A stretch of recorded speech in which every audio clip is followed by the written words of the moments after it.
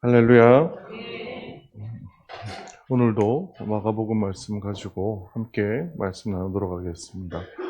오늘 본문 함께 읽고 말씀 나누겠습니다. 함께 읽으시죠. 시작. 제자들이 떡 가져오기를 잊었음에 배에 떡 한 개밖에 그들에게 없더라. 예수께서 경고하여 이르시되 삼가 바리새인들의 누룩과 헤롯의 누룩을 주의하라 하시니 제자들이 서로 수군거리기를 이는 우리에게 떡이 없음이로다 하거늘 예수께서 아시고 이르시되 너희가 어찌 떡이 없음으로 수군거리느냐 아직도 알지 못하며 깨닫지 못하느냐 너희 마음이 둔하냐 너희가 눈이 있어도 보지 못하며 귀가 있어도 듣지 못하느냐 또 기억하지 못하느냐 내가 떡 5개를 5,000명에게 떼어줄 때 조각 몇 바구니를 거두었더냐 이르되 12이니이다. 또 7개를 4,000명에게 떼어줄 때 조각 몇 광주리를 거두었더냐 이르되 7이니이다. 이르시되 아직도 깨닫지 못하느냐 하시니라. 아멘. 한 주 다 잘 지내셨어요? 네. 지난주에 제가 말씀드린 거 여러분 다 기억나세요? 네. 잃어버린 성도를 찾는다라고 말씀을 드렸습니다. 잃어버린 성도 누굴까요? 네. 예수를 믿은 적이 있는데 그러나 지금은 예수를 믿지 않는 잃어버린 성도를 찾기 원합니다. 언제요? 네. 3월 31일 날 부활주일입니다. 부활주일 2부 예배 때 우리가 함께 그런 분들을 초대하기를 원하는데요. 그렇게 하려면 우리 어떻게 해야 될까요? 고민을 해봤는데 첫 번째는 여러분 그 사람이 누구일지 혹시 마음에 다 품으셨어요?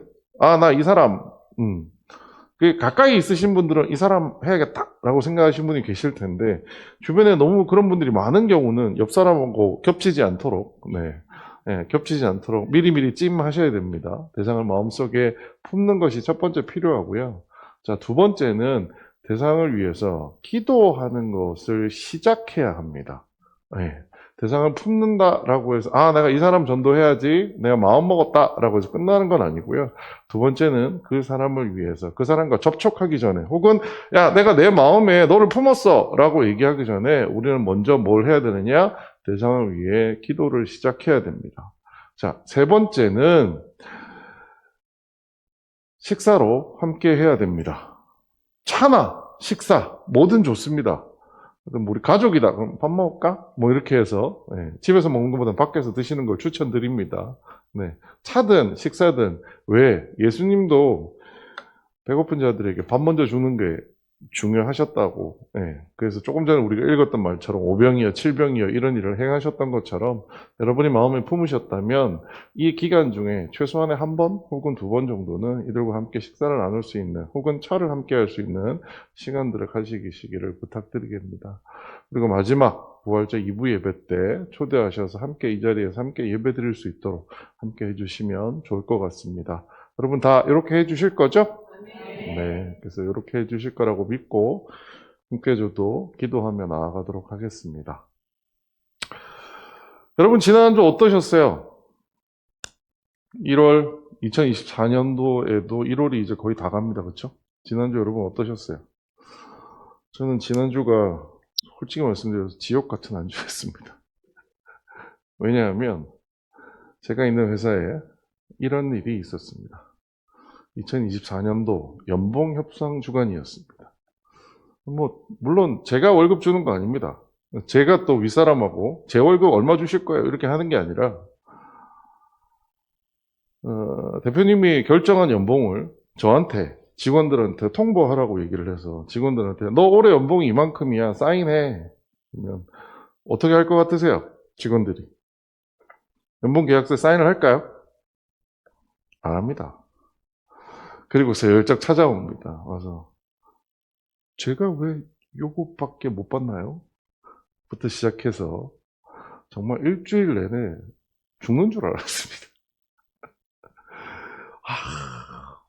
이런 이유에서 저런 이유에서 나는 애를 둘을 키워야 되는데 이 돈을 주면 어떡하냐고 하시는 분부터 시작해서 온갖 자기들만의 사정이 있고 작년에 올려준다고 해놓고서 안 올려준 걸 가지고 올해 올려줘야 되지 않겠냐라고 얘기하고 얘기를 하는데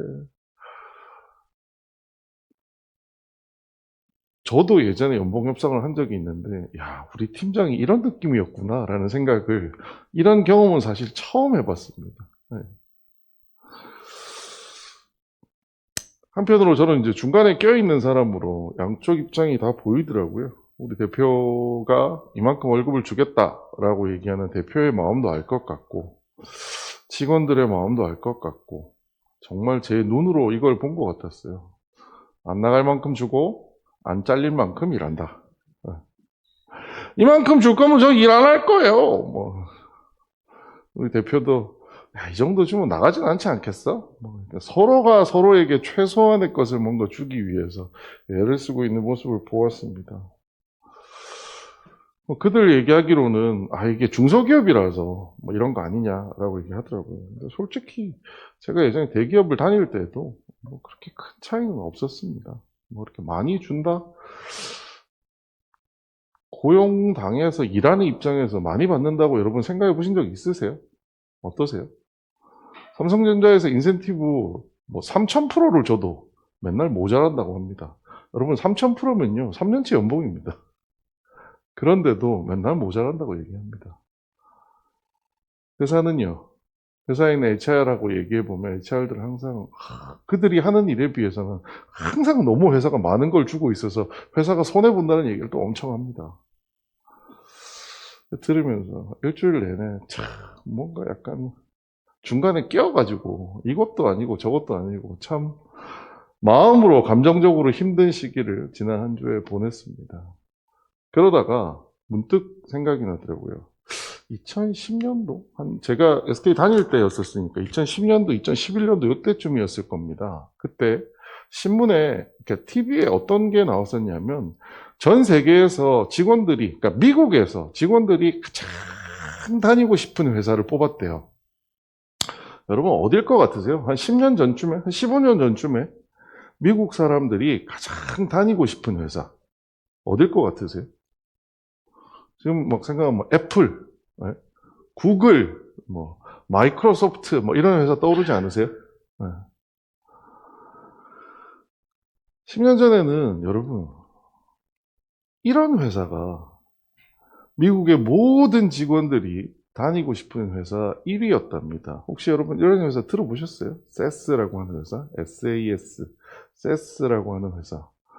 그러니까 데이터를 다루는 어떤 툴을 만드는, 분석을 하는 툴을 만드는 회사입니다. 저는 그 다큐멘터리를 보고서 에이 설마 그럴까? 라는 생각을 했어요. 왜냐하면 이 회사에 대해 기사가 난 걸 찾아봤더니 1976년에 만들어졌습니다. 그리고 이 기사가 2010년도에 나온 기사인데요. 단 한 번도 적자가 없이 매년 평균 15% 정도의 매출 성장률을 기록한 회사라고 합니다. 굉장하죠, 실적이. 근데 사실 이 회사를 사람들이 꼭 다니고 싶어 한다라고 하는 가장 큰 이유가 뭐냐면 실적이 좋은 회사라서가 아닙니다. 연봉을 많이 줘서도 아닙니다. 연봉은 엄밀히 따지면 이 회사보다 더 주는 회사도 있었어요. 근데 이 회사에 제일 큰 게 뭐냐면 정년도 없고요. 정리해고도 없고요. 야근도 없고요. 비정규직도 없습니다. 이 회사는 경비원도 정규직입니다.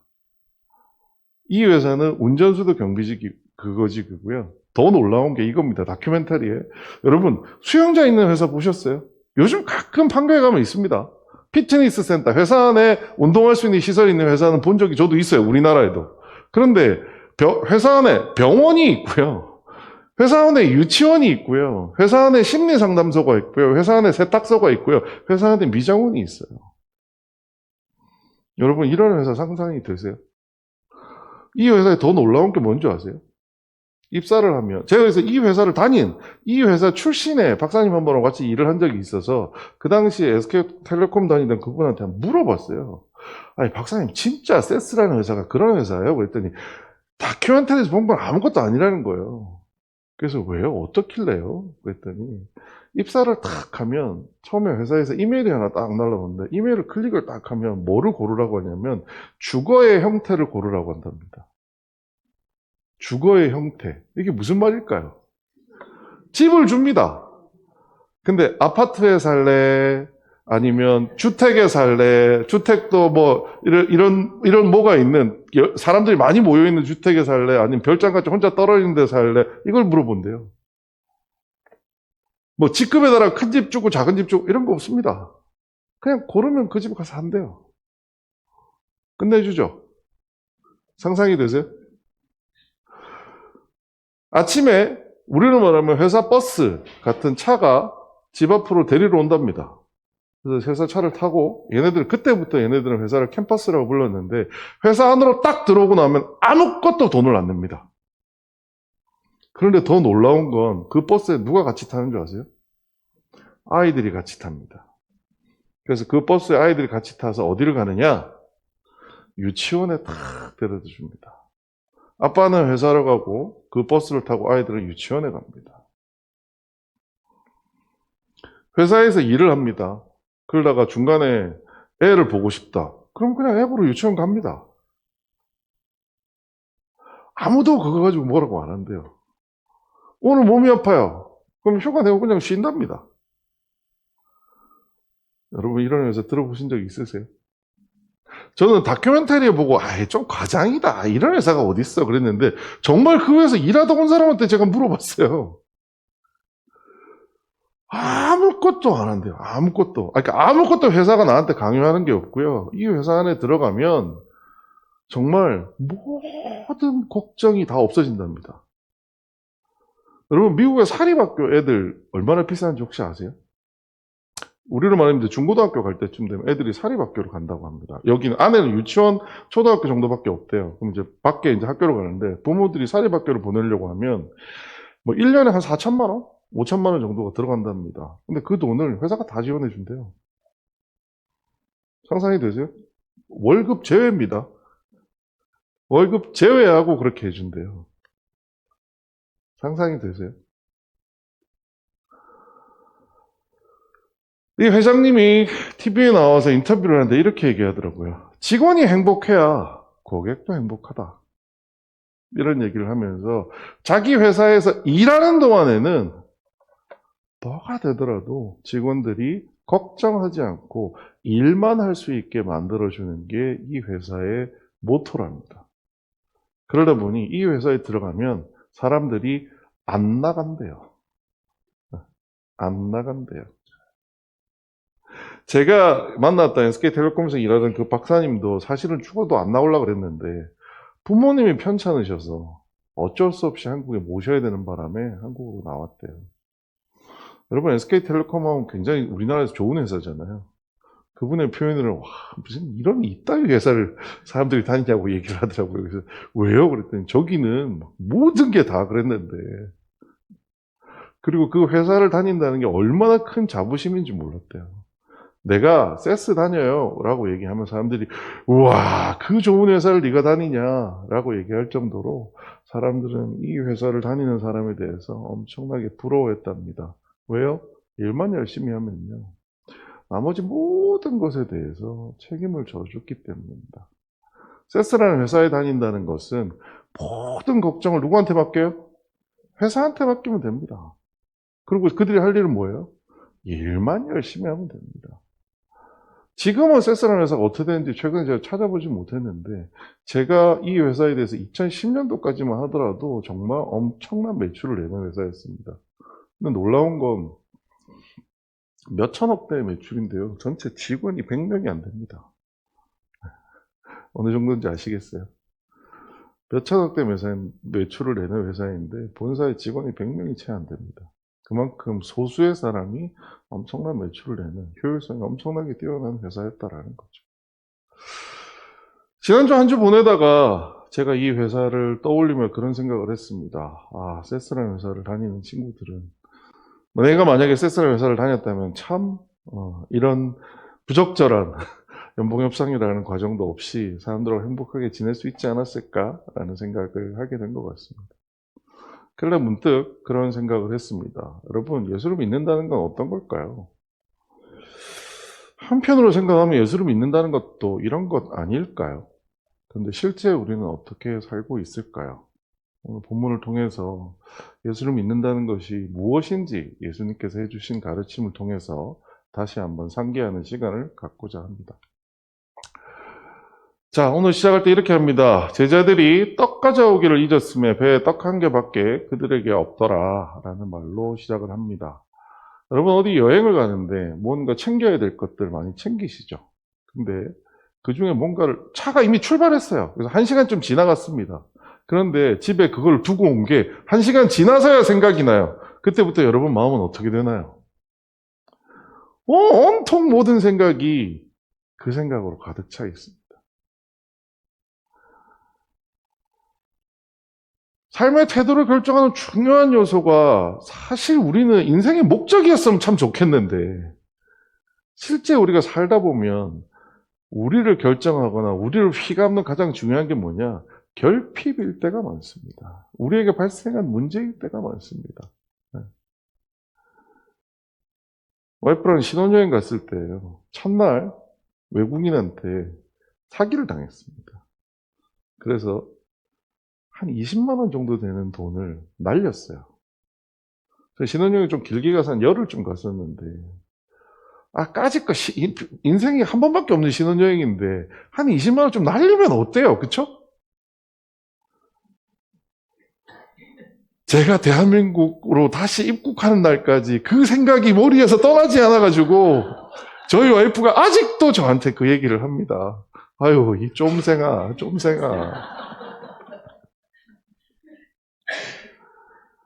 그런 일이 제자들이 예수님과 함께 탔던 배에 있었던 것 같아요.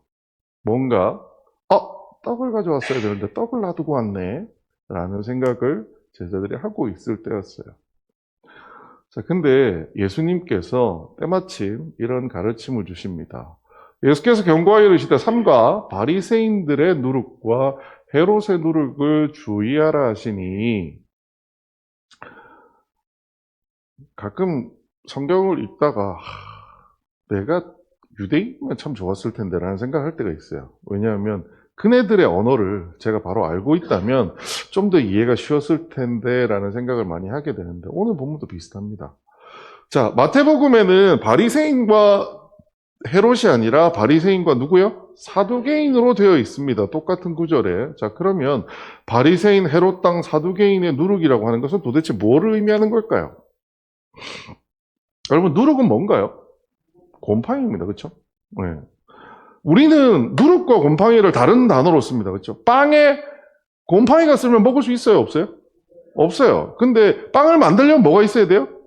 누룩이 있어야 돼요. 그래서 우리는 이 단어를 다르게 씁니다만 유대에서는 이 단어를 다르게 쓰지 않습니다. 같은 단어를 사용합니다. 그래서 빵에 곰팡이가 쓸었다고 해도 곰팡이가 쓸었다고 얘기를 하고 빵을 만들기 위해서는 곰팡이가 필요하다라고 얘기를 한다라는 거죠. 그 단어가 바로 이 누룩이라는 단어입니다. 우리는 이 누룩이라는 단어를 성경에서 여러 번 봤습니다. 누룩이라는 단어는 보통 어떤 의미로 사용이 되냐면 조금밖에 없는 걸 가지고 큰 것에 영향을 끼친다.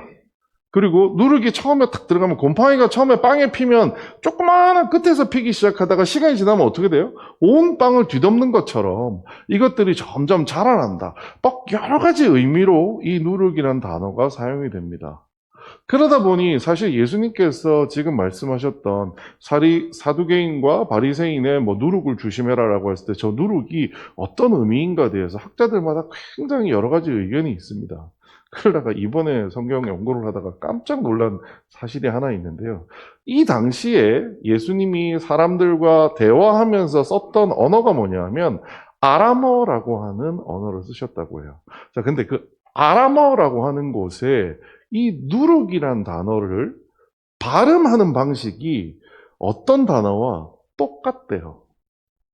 그게 뭐냐면 누룩이 뭐냐면 하마야라라는 단어입니다. 하마야라. 근데 가르침이라고 하는, 그러니까 교훈이라고 하는 아람어가 뭐냐면 아마야라야입니다. 여러분 이게 구분이 되시겠어요? 하마야라와 아마야라와 우리 굳이 글자로 써서 보면 앞에 하자하고 아자가 다른 것처럼 보이지만 사실 우리가 귀로 들으면 이게 잘 정확하게 구별이 안 됩니다. 그래서 이 두 단어 자체가 굉장히 헷갈리는 단어래요. 자, 그러다 보니 이렇게 성경을 해석하신 분들은 뭐라고 얘기하느냐? 예수님이 누룩이라고 말씀하실 수도 있지만 반대로 이거를 가르침, 교훈이라는 표현으로 쓰실 수도 있다라는 거예요.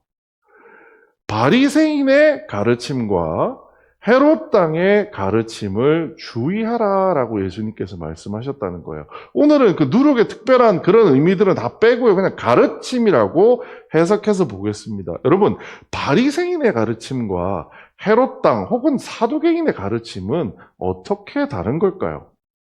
바리새인의 가르침은 뭘까요? 우리가 보통 알고 있는 바리새인은 어떤 사람인가요? 바리새인은 경건한 사람입니다. 경건한 사람이 뭐냐? 삶의 태도가 정말 율법 중심적인 사람들입니다.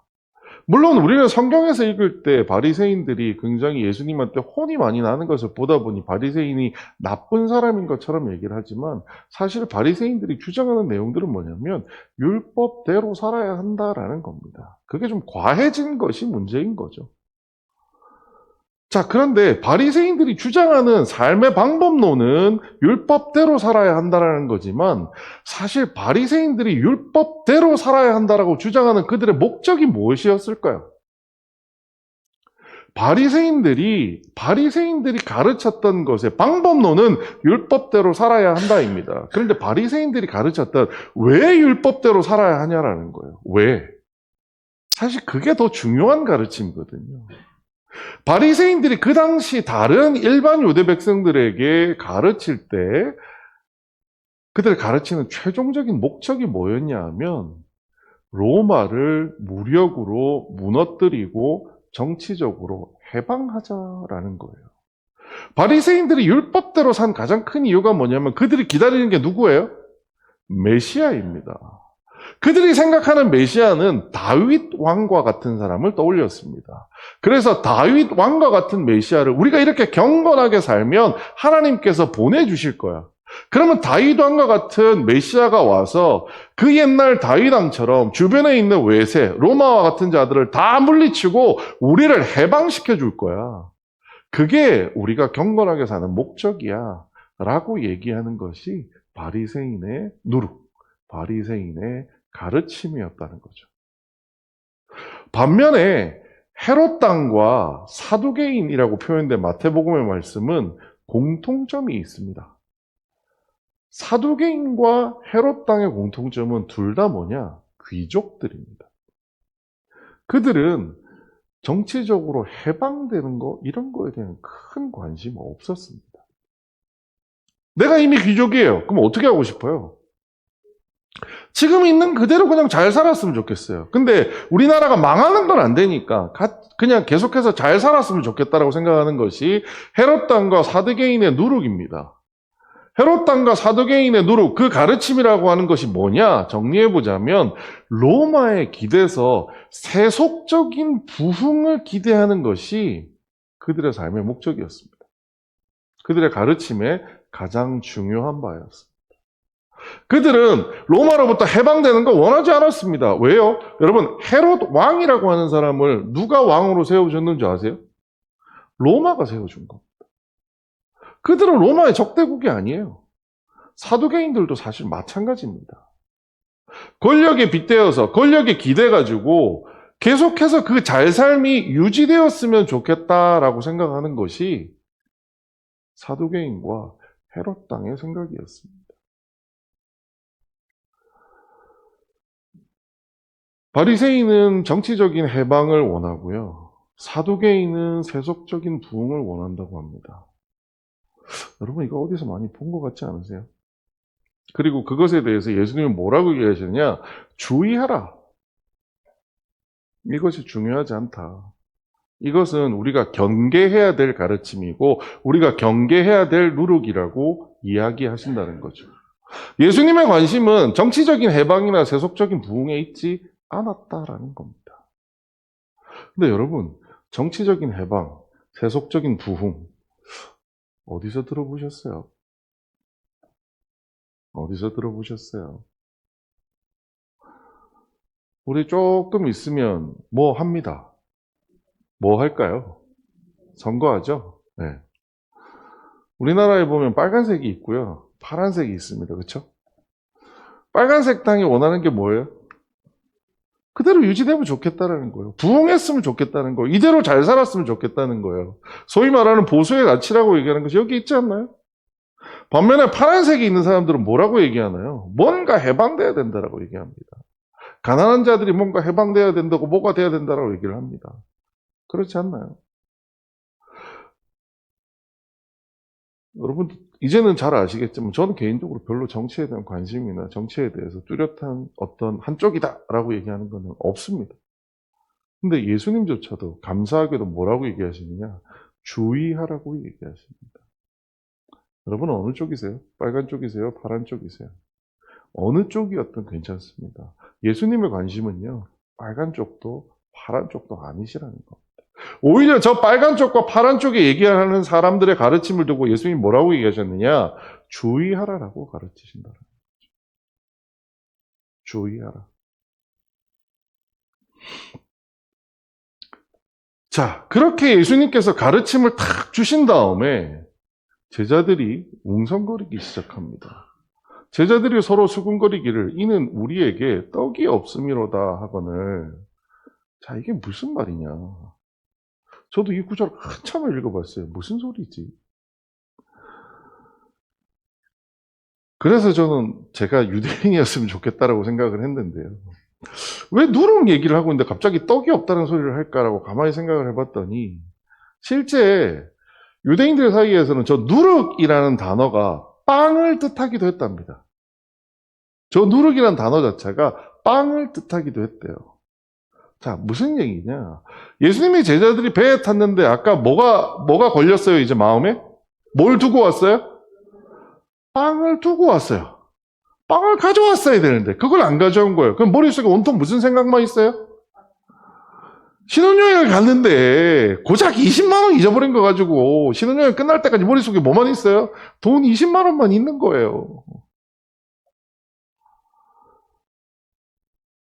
그 제자들에게 누룩과 가르침에 대해서 말씀을 했더니 그들 귀에는 무슨 단어만 들려요? 누룩, 빵 이 단어만 들리는 거예요. 그러니까 그들이 웅성거리기 시작합니다. 예수님이 뭘 조심하라는 거지? 우리는 빵을 가져온 게 없는데? 우리한테 빵이 없는데 뭐 어떻게 빵을 조심하라는 거야? 라고 얘기를 하는 것이 제자들의 이야기입니다. 빵이 없는데 빵을 어떻게 주의하라는 거야? 그러자 예수님께서는 답답하셔서 얘기하십니다. 그들은 결핍에 집착하고 있었던 겁니다. 당장 내 눈앞에 있는 어떤 문제에 거기서 벗어나지 못하고 그걸로에만 계속 머리와 골머리를 쓰고 있다 보니까 예수님이 뭐라고 가르침을 주셔도 그 가르침이 귀에 안 들어왔다라는 거죠. 그래서 예수님께서 이렇게 책망하십니다. 우리 같이 이건 한번 읽어볼까요? 시작. 예수께서 아시고 이르시되 너희가 어찌 떡이 없으므로 수군거리느냐?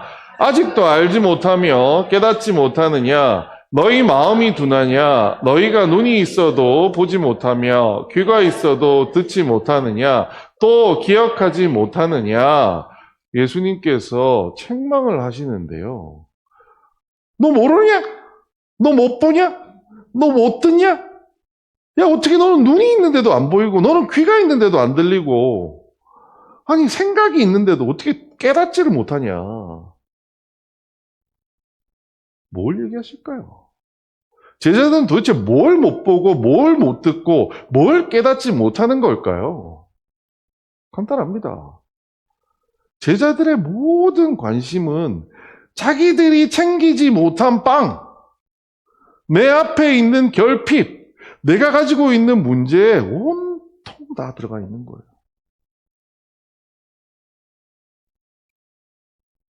그래서 예수님께서 아무리 그들에게 뭔가를 가르쳐도 그들 귀에 안 들어오는 거죠. 저는 생각해 보면서 7장, 그러니까 저희가 지금 8장 읽고 있는데요. 1장부터 7장을 다시 한번 쭉 읽어봤습니다. 그러니까요. 예수님이 처음에는 제자들한테 조근조근 가르치십니다. 근데 8장쯤 오면요, 예수님과 꽤 오랜 시간을 함께 지낸 거예요.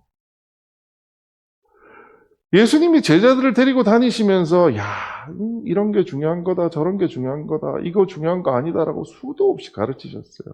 그런데 제자들은 당장 눈앞에 뭐가 없어요? 빵이 없으니까요. 온통 모든 생각이 빵에 가 있는 거예요. 예수님의 관심은 뭐였을까요?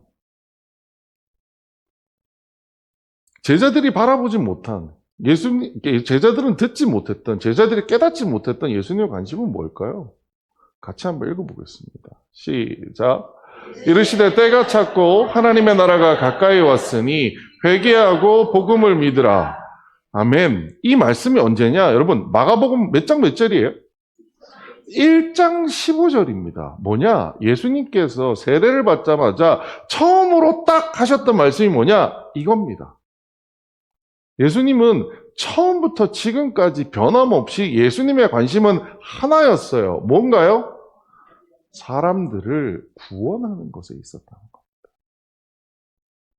제자들을 왜 예수님께서는 부르셨을까요? 야, 네가 가지고 있는 문제를 내가 해결해 줄게. 그게 목적이었을까요? 아닙니다. 바리새인들에 대한 가르침 제가 말씀드렸죠. 바리새인들의 가르침은 방법론적으로는 율법을 따르는 거였지만 바리새인들 가르침에 목적이 따로 있다고 말씀드렸잖아요. 그리고 예수님께서는 그 목적을 주의하라고 말씀하셨어요. 그리고 예수님께서는 제자들에게 수도 없는 기적을 보여주시면서도 항상 똑같은 목적을 보여주셨습니다. 그 목적이 뭐예요? 영혼을 구원하는 일이었습니다. 내가 이 땅에 왜 왔느냐? 영혼을 구원하러 온 거예요. 제자들을 왜 불렀어요? 제자들이 가지고 있는 문제를 해결해 주기 위해서요? 베드로 장모의 열병을 고쳐주기 위해서요? 아닙니다. 예수님이 제자들을 부른 이유는 한 가지입니다. 예수님의 관심이 있는 이 일을 함께 하자고 부르신 거예요. 그런데 제자들 마음속에는 온통 뭐만 있어요? 내 문제만 있습니다. 나의 결핍만 있습니다. 내가 잘못한 것만 계속 들고 있다라는 거죠. 예수님이 얼마나 답답하셨는지 이렇게 말씀하십니다. 우리 같이 한번 읽어보겠습니다. 시작. 내가 떡 5개를 5,000명에게 떼어줄 때 조각 몇 바구니를 거두었더냐? 이르시되 12이니이다. 또 7개를 4,000명에게 떼어줄 때 조각 몇 광주리를 거두었더냐? 이르시되 7이니이다. 이르시되 아직도 깨닫지 못하느냐 하시니라. 자, 무슨 얘기예요? 빵이 하나밖에 없었다고 아까 얘기했잖아요. 자, 빵이 1개면 몇 명이나 먹을 수 있을까요? 예수님은 이미 제자들한테 보여주셨어요. 빵 몇 개로요? 겨우 몇 개 되지도 않는 걸 가지고 5,000명을 먹으시고 4,000명을 먹으신 걸 보여줬어요. 그러면 제자들한테 뭘 보여주신 거예요? 빵 걱정하지 마.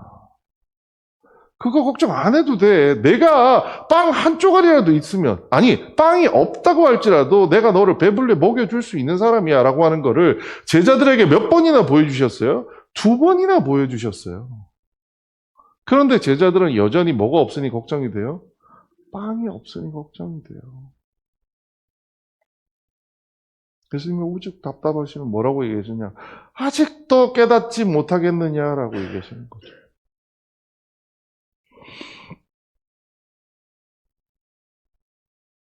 저는 오늘 이 문제가 예수님이 우리에게 하시는 말씀이라고 생각이 듭니다. 제자들에게 하신 얘기이기도 하지만 오늘 우리에게 하시는 문제라고 생각합니다. 저는 사실 이 문제에 지난주에 굉장히 기분 안 좋고 막 이렇게 하다가 이 말씀 준비하면서 하나님 앞에 얼마나 회개 많이 했는지 모릅니다. 왜냐하면 지난 11월, 12월쯤이었던 것 같아요. 창원에 내려오는 기차에서 통장의 잔고를 봤습니다. 통장의 잔고를 딱 봤더니 하나도 늘어나지가 않아요. 꽤 월급을 받는 것 같은데 통장의 잔고가 늘지는 않고요. 그래도 좀 유지되는 것 같더니 언제부턴가 통장의 잔고가 줄기 시작합니다. 어떻게 해야 되지? 근데 정말 신기한 게요. 통장의 잔고가 주는 것 같이 느껴지자마자 갑자기 우리 와이프가 살림을 대충 하나? 뭘 막 많이 쓰나? 제 마음에 스멀스멀 이상한 생각들이 올라오더라고요. 그리고 온통 머릿속에 통장 잔고, 통장 잔고, 통장 잔고. 이번 달 들어온 돈 어떻게 해야 되지? 나 얼마 썼지? 우리 와이프 또 얼마 쓰지? 애들한테 학원비 얼마 나갔지?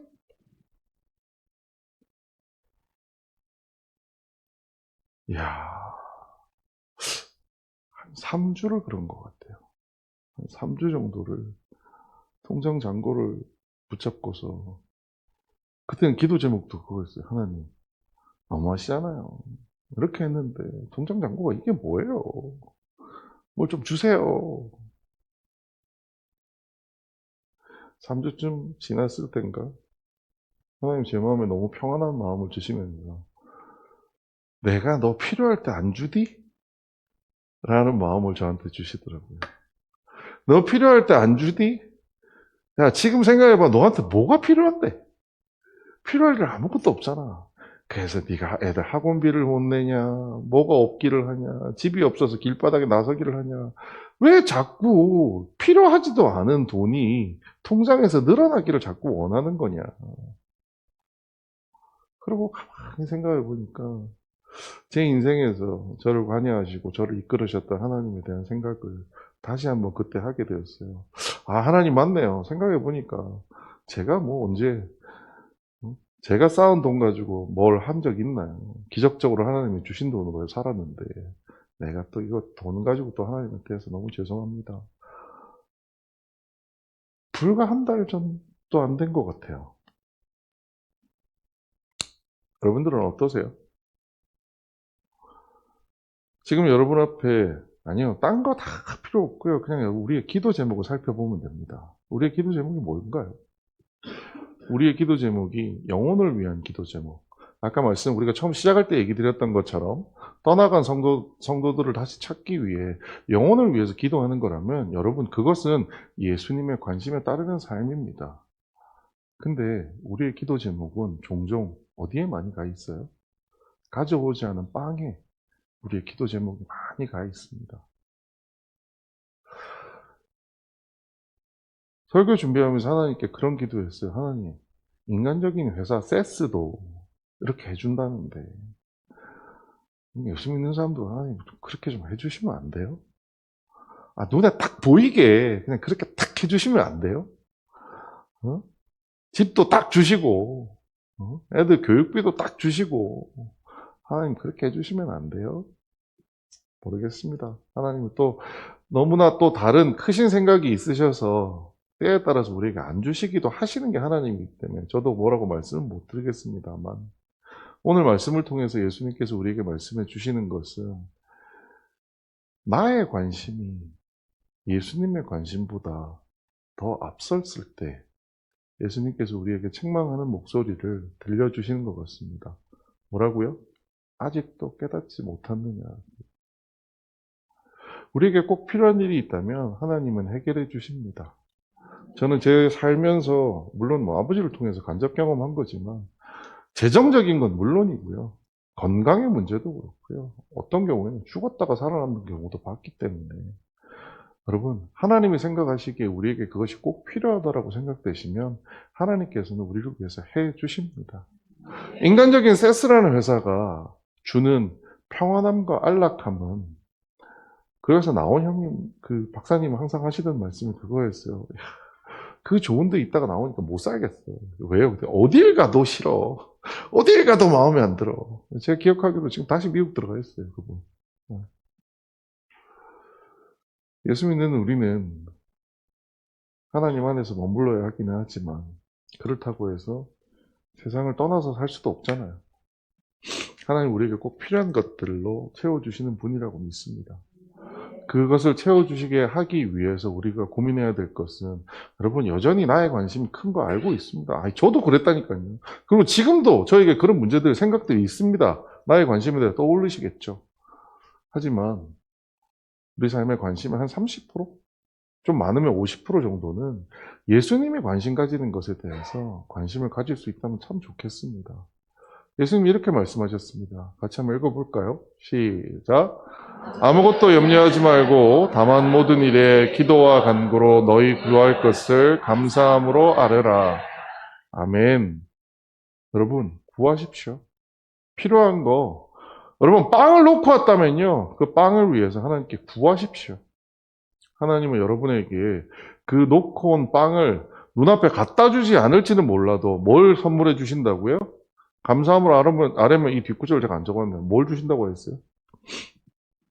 우리 마음에 평안을 주신다라고 되어 있습니다. 제자들의 가장 큰 문제가 뭐였나요? 마음의 불안이었습니다. 집착이었습니다. 여러분, 기도하시죠. 달라고 얘기하고 하나님께 기도해 보십시오. 그러면 하나님 우리 마음에 평안을 주실 겁니다. 여러분, 그러면 문제 해결됐으니까 하나님 안녕히 계세요 하고 갈 게 아니라 그때부터가 뭐예요? 내가 이제 예수님의 관심을 가지고 살겠습니다 라고 고백할 수 있는 여러분들이 되시기를 주님의 이름으로 부탁드리겠습니다. 예수 믿는다는 건 뭘까요? 나의 관심을 예수님께 맡기고 예수님의 관심을 위해서 사는 것입니다. 작은 인간이 만든 회사를 다녀도 일만 열심히 하면 된다라고 하는데 우리가 세상을 만드신 하나님을 믿는 우리가 왜 걱정하면서 우리의 고민들, 우리의 부족함을 붙잡고 살아야 할까요? 저는 분명히 기도하시면 들어주시고 분명히 기도하시면 하나님께서 내 마음을 편하게 해주실 거라 믿습니다. 비록 그 순간 바로 채워주지는 않는다 하시더라도 우리가 이해할 수 있도록 하나님께서 우리는 해주실 겁니다. 그랬을 때 우리가 행할 것은 예수님의 관심이 뭐라고요? 영혼 구원에 있다는 겁니다. 이번에 3월 30일 날 우리가 준비하고 있는 그 부활절, 잃어버린 영혼들을 다시 한번 이곳에 채우는 그날 여러분도 관심을 가지시고 함께 기도해 주시고 함께 그들을 섬겨주시고 초대한 자리까지 여러분께서 함께 해주시기를 주님 이름으로 부탁드리겠습니다. 기도하겠습니다. 사랑이 많으신 아버지 하나님 은혜를 감사합니다. 하나님, 우리에겐 참 관심이 많습니다. 여러 가지 관심들이 있습니다. 우리에게 부족한 것들, 내가 가지고 있는 문제들, 그것들이 우리의 기도 제목입니다. 하나님, 우리가 기도할 때 우리의 그 기도 제목을 들어주시옵소서. 하나님, 우리가 기도할 때 우리에게 그것들이 바로 채워지지 않는다고 하더라도 하나님, 우리 마음을 편하게 인도하여 주시옵소서. 하지만 그 이후에 우리의 관심이 예수님의 관심이 될 수 있도록 우리의 관심들을 바꾸어 주시옵소서. 하나님께서 제일 크게 관심 가지고 계셨던 그 영혼 구원에 우리도 가장 크게 관심을 가질 수 있도록 주님 인도하여 주시옵소서. 사람이 준비합니다. 하지만 사람의 준비만으로는 그런 기적 같은 일들은 벌어지지 않을 걸로 믿습니다. 하나님, 우리가 준비하고 있는 3월 31일에 그들을 초대하는 곳에 하나님 그 모든 모임과 기도와 생각들과 우리들의 모든 행동들 위해 주님께서 함께 해주셔서 하나님, 우리가 다시 한번 예수의 관심을 우리가 공유했을 때 어떤 기적이 일어나는지 우리가 함께 경험하며 목도할 수 있는 그날이 될 수 있도록 주님 인도하여 주시옵소서. 모든 것 주님께 맡깁니다. 한 주의 삶 속에서도 주님 인도하여 주시옵소서. 모든 말씀 예수님 이름으로 기도드렸습니다. 지금은 우리 주 예수 그리스도의 은혜와 하나님 아버지의 크신 사랑과 성령님의 감동 감화하심과 충만한 역사하심이 사랑하겠다며 예수 그리스도의 관심을 내 관심으로 갖고자 하는 초대교회 성도들 모두 머리 위에 영원토록 함께 있을지어다.